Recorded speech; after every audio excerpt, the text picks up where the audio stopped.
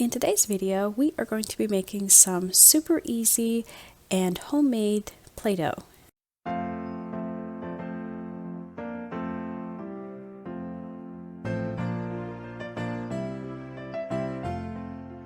If you didn't know, we are planning on hopefully getting a short little video out to you throughout the weekdays in December, from December 1st until Christmas Eve.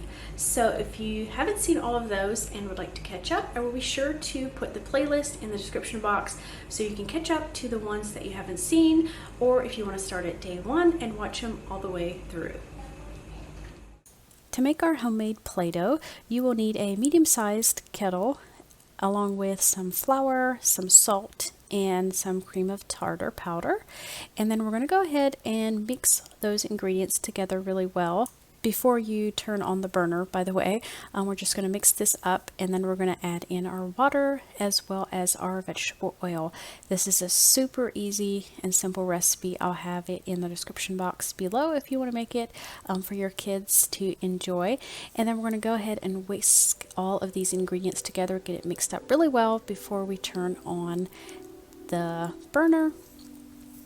So you want to basically just stand there and keep stirring it. You don't want this to burn, of course not. So we're going to just keep stirring it, and I'm going to switch to a spoon and then just keep stirring. And you can tell once your ingredients start to warm up, it starts to thicken and thicken, and then finally it starts to form more of a dough like your Play-Doh would.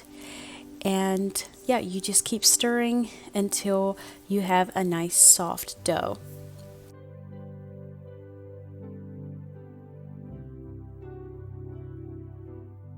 And I think it's such a great idea to make homemade Play-Doh.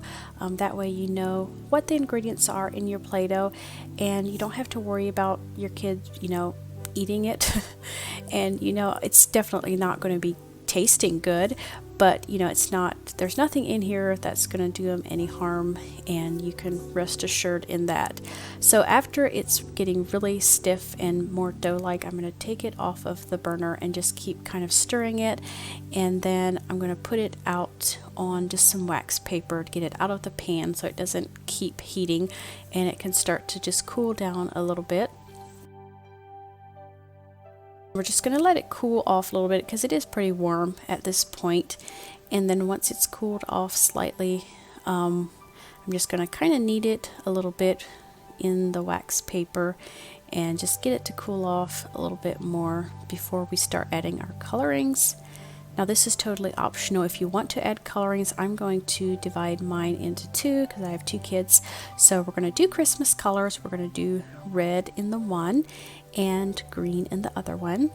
But this time I decided to add a little bit extra. We are going to be adding in some essential oils as well. I had seen this somewhere and I thought this was such a neat idea to add in some scent to your Play-Doh.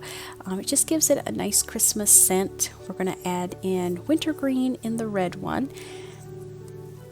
So I'm just going to add in some drops. I'm not even sure how many I added, just till you can smell it really nice, and it's made it smell so Christmassy and festive. And then I'm just going to keep mixing this, and I did end up adding a little bit more red just to get it colored nicely. Now I probably wouldn't do red again, just for the fact that it did kind of leave a mark on the table where they were playing with it. Red is just one of those colors that it can leave those marks, if you use a lot of coloring. But it was fun to do a red and green just for the Christmas.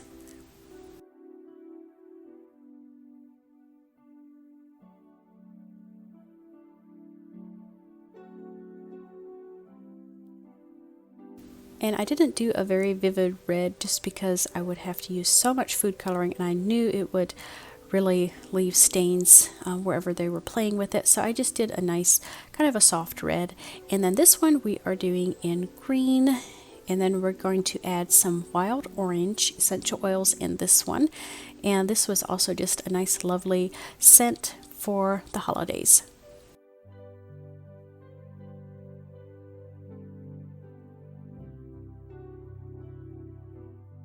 So we're just going to mix in this green really well, and then we are good to go.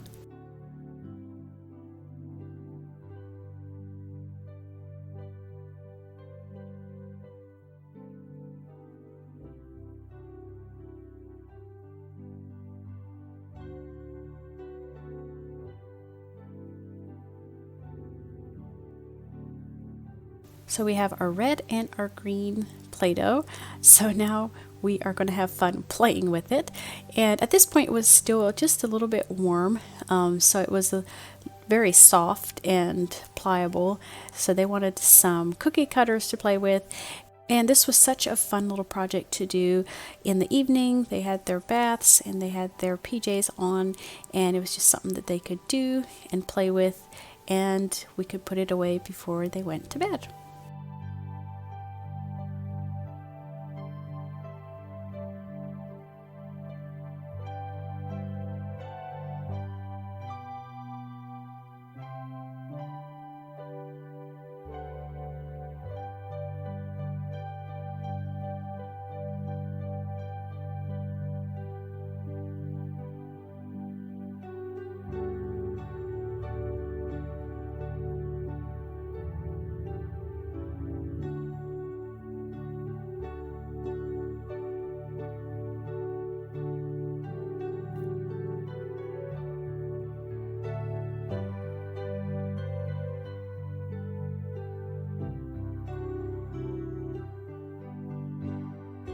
And then to store it, I just put it in a couple of Ziploc bags and stored it that way. It was airtight. And then you can either store it in the refrigerator or out room temperature, however you prefer. And I will see you on Monday. Bye.